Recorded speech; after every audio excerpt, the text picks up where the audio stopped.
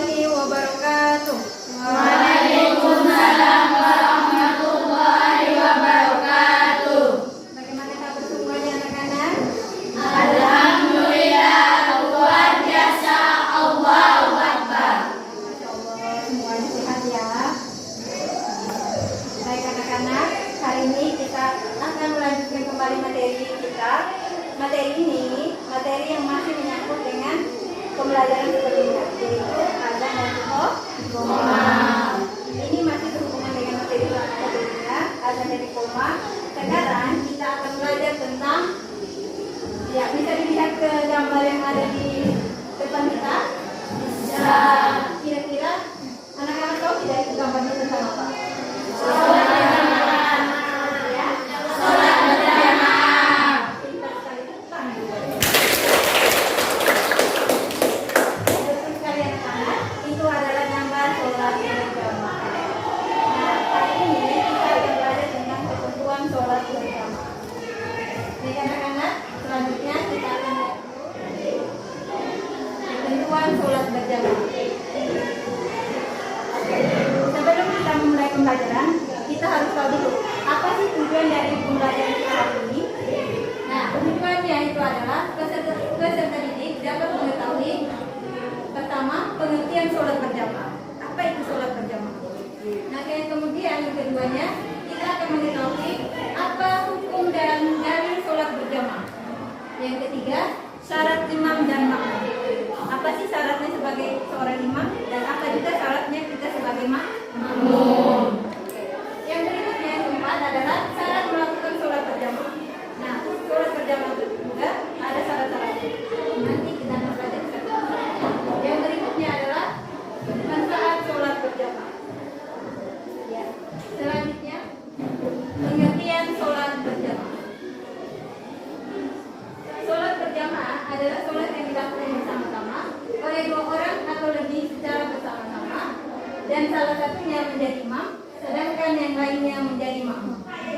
Sholat ini dilakukan bersama-sama. Ada imam yang memimpin di depan dan makmumnya yang berdiri di belakang. Itulah pengertiannya. Yang kedua adalah sholat berjamaah. Sholat berjamaah menurut jumhur ulama adalah sunnah muakkad.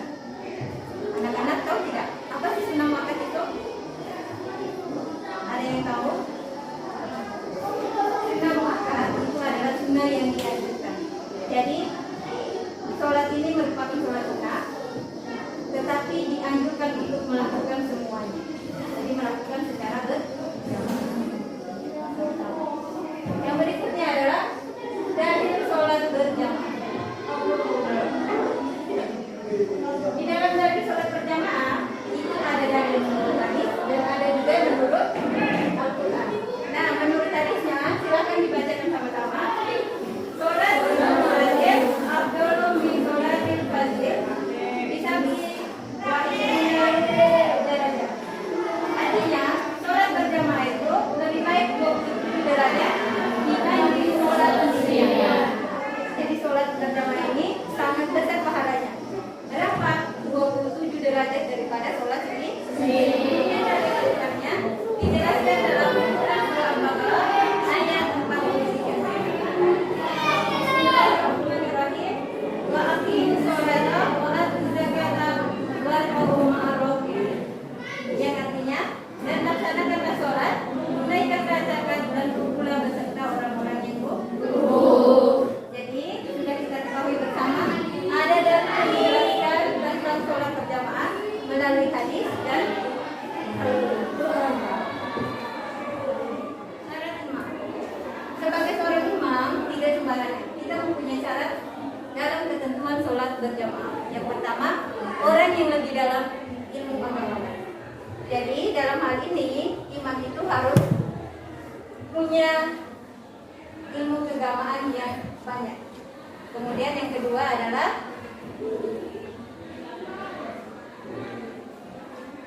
orang yang lebih fasih bacaan Al-Qurannya dan banyak hafalannya.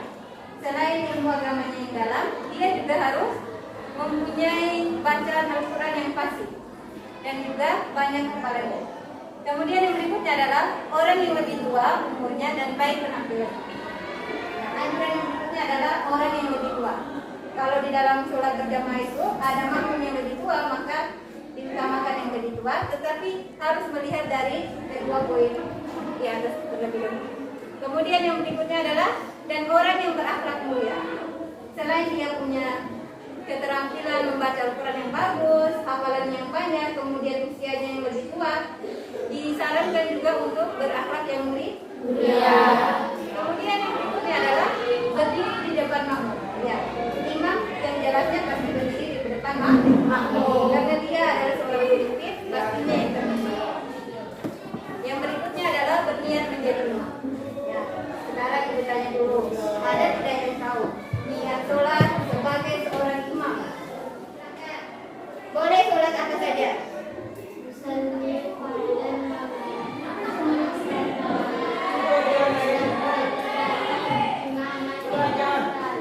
Iya, betul sekali. Tepuk tangan buat saya. Yang berikutnya adalah syarat menjadi makmum. Kalau tadi adalah syarat menjadi imam, nah sekarang sebagai makmum. Yang pertama, dia berniat menjadi makmum. Nah, itu tanya lagi, siapa yang bisa berniat menjadi makmum? Ya, Almira, silakan. Mustaqbilal qiblatin adaan mamuman lillahi ta'ala. Iya, pintar sekali. Ayo tepuk tangan buat Almira. Itu yang benar. Ketika menjadi makmum, maka katakan makmuman lillahi ta'ala. Oke, yang berikutnya adalah mengetahui dan mengikuti gerak-gerik imam. Ya. Karena kita sebagai makmum, maka kita mengikuti apa yang dilakukan imam. Tidak boleh mendahului imam. Yang berikut adalah berada dalam satu tempat dengan imam. Ya. Jadi benar-benar berada sama-sama dengan di masjid bersama imam. Jangan sampai imamnya ada di masjid, makmumnya ada di rumah. Tidak boleh. Berdiri kita sebagai makmum itu tidak boleh lebih maju dari depan imam. Jadi kita di belakang imam. Yang berikutnya adalah syarat sholat berjamaah. Ya. Nah, yang pertama, tempat makmum tidak boleh di depan imam. Patokannya adalah tumit, yakni bagian belakang telapak kaki. Kalau makmum berdiri 2 orang atau lebih, maka mereka semuanya berbaris di belakang. Tetapi kalau hanya ada 1 orang, maka dia berdiri di sebelah kanan imam agar mundur sedikit ke belakang. Ya, yang berikutnya adalah mengikuti imam dalam semua gerakannya. Jadi apa yang digerakkan oleh imam, maka kita wajib mengikutinya. Yang berikutnya adalah mengetahui perpindahan-perpindahan imam dengan cara melihat langsung atau melihat sebagian saf atau mendengar suara imam atau balik. Yang berikutnya adalah antara imam dan makmum tidak ada jarak tempat yang terlampau jauh. Yang berikutnya adalah makmum berniat berjamaah atau menjadi makmum. Ya, yang berikutnya adalah manfaat sholat berjamaah. Jadi sholat ini punya manfaatnya. Yang pertama, amalan yang menghindarkan diri dari siksa api neraka. Yang kedua adalah menyelamatkan diri dari sifat munafik. Tiga adalah diberikan pahala yang berlipat ganda, yakni 20 derajat. Ya, sama seperti hadis tadi, bahwasanya orang yang melakukan sholat berjamaah maka diberikan pahala 20 derajat daripada sholatnya sendiri.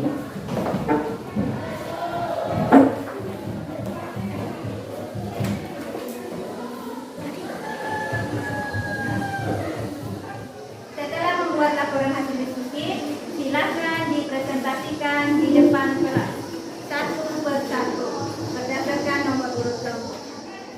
Kemudian jawab dari soal yang ada di lembar diskusi ini. Yang pertama, kamu semua itu disuruh untuk bercerita.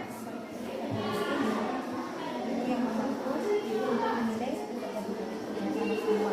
Sekarang jadinya diminta dan sholat berjamaah di lingkungan masyarakat sekitar belakangan. Semua orang ini kan pastinya pernah mendengar nih imam yang kita lihat itu sudah kuat ilmu agamanya, kemudian pasti dalam bacaan Al-Qurannya banyak hafalannya. Apakah sudah benar itu adalah sebuah wacana tentang sholat? Nah, dari